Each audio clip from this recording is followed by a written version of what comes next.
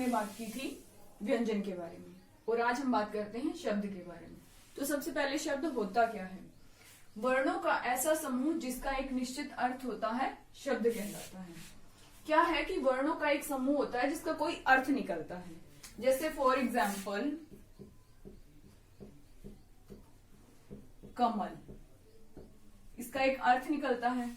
हम ऐसे ही एक दूसरा वर्ड लेते हैं कि मकल, है तो ये भी शब्दों का समूह, लेकिन इसका कोई अर्थ नहीं निकलता, तो हम इसे शब्द नहीं कह सकते, इसे शब्द कह सकते हैं। फिर आगे आता है शब्दों का वर्गीकरण। शब्दों का वर्गीकरण 4 आधारों पे किया जाता है: उत्पत्ति या स्रोत के आधार पर, रचना के आधार पर, अर्थ के आधार पर और प्रयोग के आधार पर।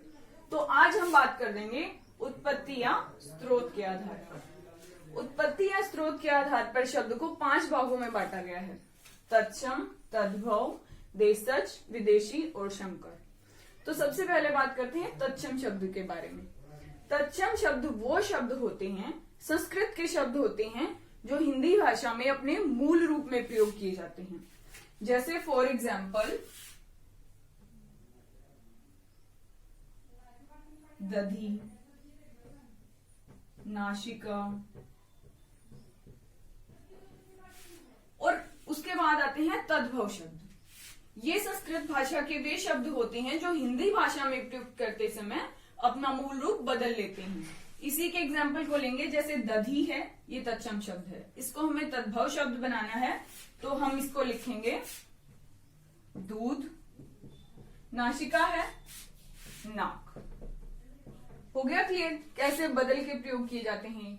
उसके बाद आते हैं देशज शब्द। देशज शब्द जो है वो शब्द होते हैं, ये ना तो तत्सम शब्द होते हैं और ना ही तद्भव, ये अक्षेत्रीय बोलियों से हिंदी भाषा में लिए गए हैं। जैसे फॉर एग्जाम्पल लोटा, बिल्ली। तो ये कौन से हो गए? देशज शब्द। उसके बाद आते हैं विदेशी शब्द, जो विदेशी भाषाओं से हिंदी भाषा में लिए गए हैं। For example doctor. हो गया क्लियर।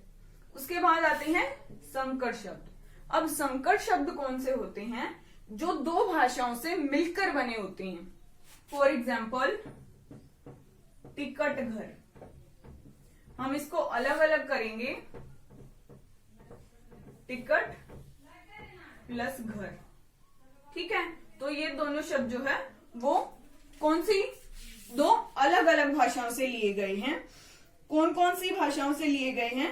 टिकट जो है वो अंग्रेजी का शब्द है और घर जो है वो हिंदी का शब्द है। तो ये टिकट घर शब्द जो है वो 2 भाषाओं से मिलकर बना है, तो ये कौन सा शब्द हो गया? संकर शब्द। तो आज हमने बात की शब्दों के वर्गीकरण में उत्पत्ति या स्रोत के आधार पर। कल हम बात करेंगे रचना के आधार पर। तो आज की वीडियो में इतना ही।